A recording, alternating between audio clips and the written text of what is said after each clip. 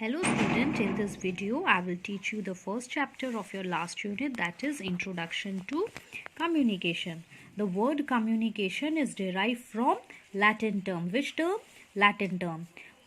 Communico or communicare, which means to share. So in common language, communication is a process of sending and receiving of information, or you can say that the sharing or exchanging of information, knowledge, idea between two or more person is known as communication. Now let's go towards definition of communication. Communication is a process which involves the transmission and accurate replication of ideas ensured by feedback. So according to William Scott, communication is a process which involves transmission. Again, transmission means transfer. What will transfer? Idea will transfer. What type of idea? Exact and duplicate, or you can say accurate idea will transfer, so that definitely feedback will come back. So for the purpose of eliciting an action which will accomplish organizational goal. So when transmission is taking place, feedback will definitely come, and when the action is taking place, a goal we will come to an goal. Again, Peter Little. By Peter Little, communication is a process by which information is transmitted between individuals or organizations so that understanding, response, result. Always remember, communication gives your result. Suppose I ask for a glass of water, and when I get a glass of water means I have got the result. I wanted a water and I got a glass of water, that is the result. So from this definition we come to know that communication is a transfer of information where feedback take place, and result, we get a result in the process of communication. Now come, let's towards the feature of communication. One of the feature of communication is perennial to life. Always remember that human being is a social animal and we cannot live in isolation. We have to communicate with each other to survive. We cannot live without uttering a word for 5 to 6 minutes. So being a human being, and so long we are living and we are taking this oxygen, or we are breathing, we are alive, we are communicating. So the day we will die or the day we stop taking oxygen, our communication process will stop. So jab tak hai jaan tab tak hai communication.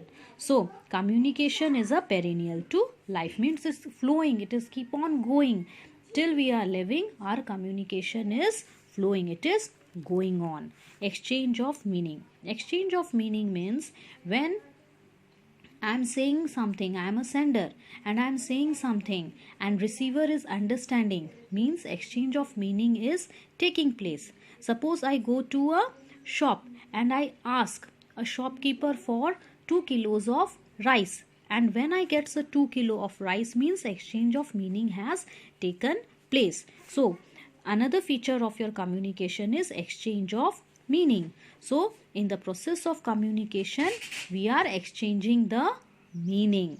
Next is your interactive. Communication is always an interactive process. Interactive means both the sender and the receiver are interacting actively.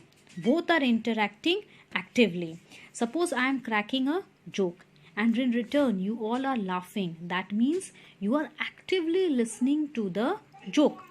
And when you are not laughing means you are somewhere else. You are physically present and mentally you are absent. So when communication will take place properly? When you are interactive, means active. So both, communication is always an interactive process. Both sender and receiver should interact actively.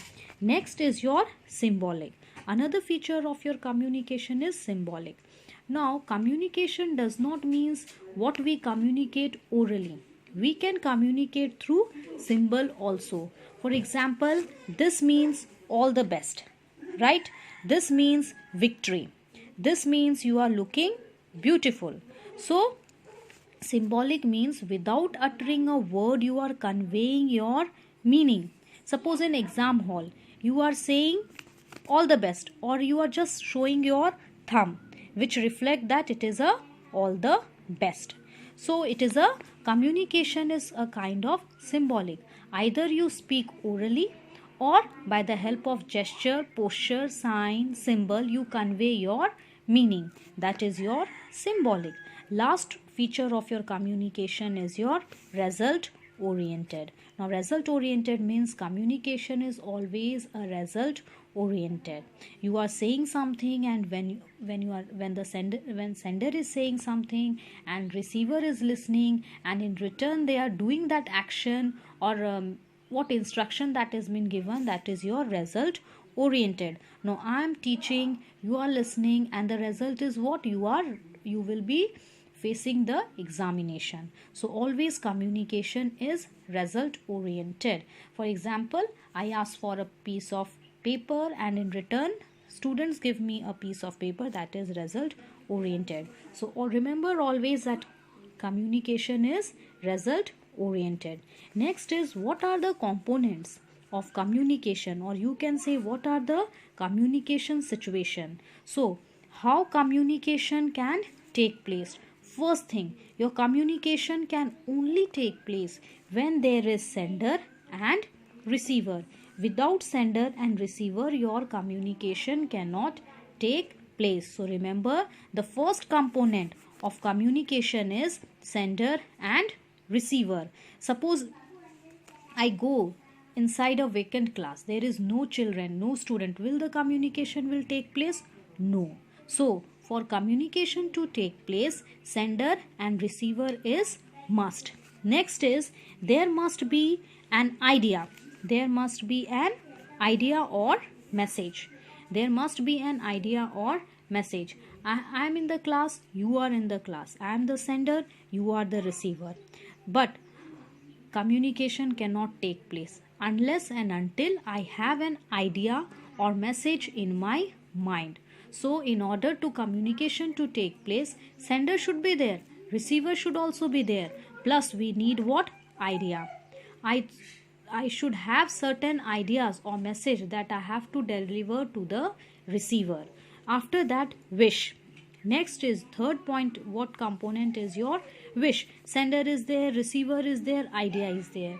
Third one is wish. Now sender should have a wish to share the idea. Now if today I am in an active mood, I will share my ideas actively. So wish is one of the important aspect. Sender is there, receiver is there, that doesn't mean that communication will take place. A wish should be there that I will teach the student actively, properly, wonderfully, so that my student can understand. Next is your suitable medium. Now see, sender is there, receiver is there, I have an idea or message what I will deliver. Third is, I have a wish that I will deliver my lesson to my student, right? I am the sender, you are receiver, I have a brilliant idea or brilliant message in my mind, and I am 100% active to teach you. Now that doesn't, so suitable medium is also needed. Sender is there, receiver is there, sender is 100% ready, receiver is also 100% ready, I have a brilliant message to deliver, I have a wish to deliver 100%ly. So next is a suitable medium. Now suitable medium can either be oral or written or PowerPoint presentation. Now suppose my information need explanation and I circulate the note, then will the communication be a successful one? No. So where explanation is needed, one should explain. Where notes is needed, we will provide note. So suitable medium refers that जो जहाँ पे ज़्यादा ज़रूरत है, अगर जो जहाँ पे एक्सप्लेनेशन ज़रूरत है वहाँ एक्सप्लेनेशन दिया गया, जहाँ पे नोट्स का ज़रूरत है वहाँ नोट्स दिया गया, जहाँ पीपीटी से एक्सप्लेनेशन बेटर होगा वहाँ पीपीटी दिया जाता है. So we have to choose a suitable medium. Where explanation is needed, you give explanation.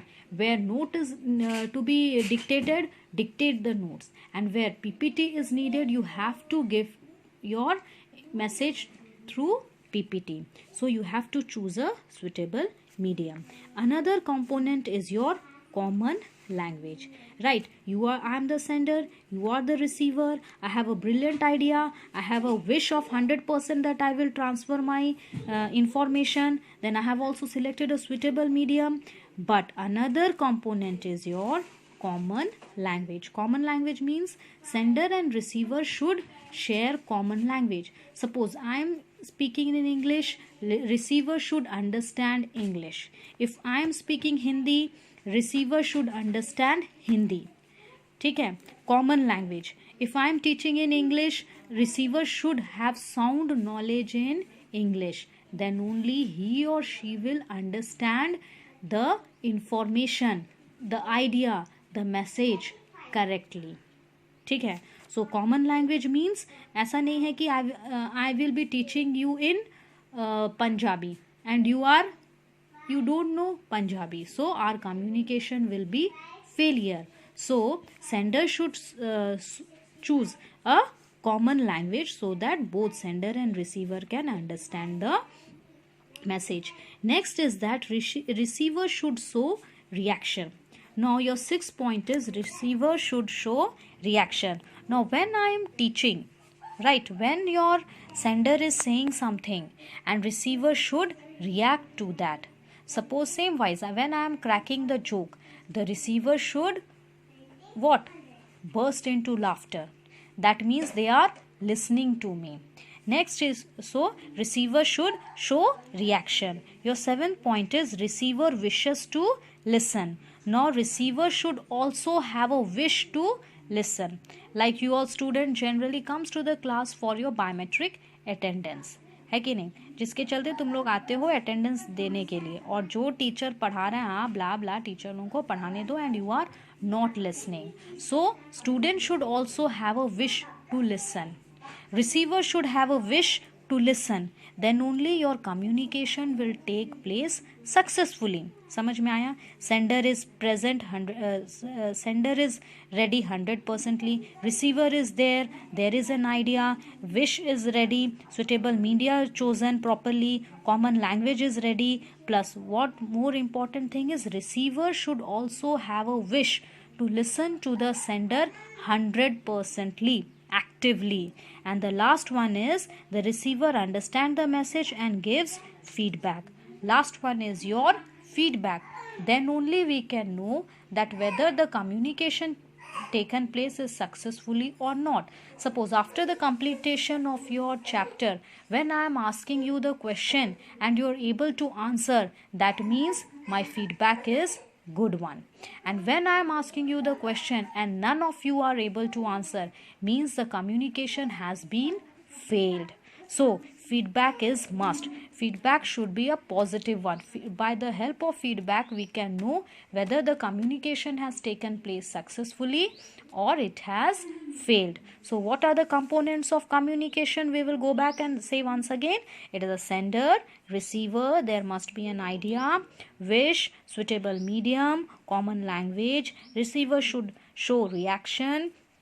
Receiver wishes to listen. And the last one is the receiver understand the message by giving feedback. Feedback is must. Now let's go towards another topic, types of communication model. Now there are two type of communication model. First one is your one-way communication model. Next one is your two-way communication model. Now in one-way communication model, your information idea is flowing from one side only, right? Only sender will speak. In one-way communication model, only sender will speak, right? Only sender will flow of idea, information will flow from sender side only. Only sender will speak.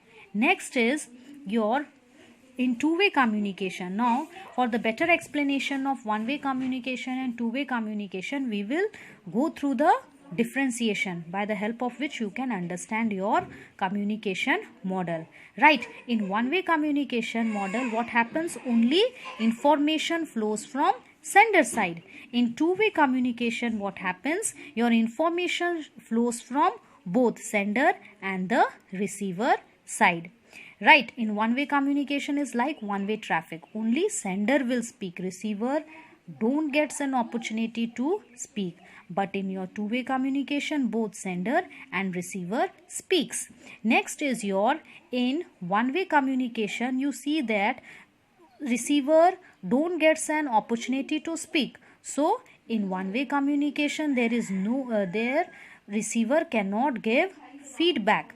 But in two-way communication, receiver can give feedback, because in two-way communication, both receiver and sender can speak. So in one-way communication, sender cannot give feedback, and in two-way communication, receiver can give feedback. Another one in third differentiation is in one-way communication model, sender cannot understand whether receiver has understood the message or not, because in one-way communication model, receiver cannot speak. So it is very difficult for the sender to understand whether receiver has understood the message or not. But in two-way communication, sender can know very well whether the receiver has understood the message or not. Why? Because in two-way communication, your sender and receiver can communicate with each other. Similarly, in your one-way communication, doubt cannot be cleared, right? Because in one-way communication, remember that receiver cannot speak, right? In receiver cannot speak, so their doubt cannot be clarified.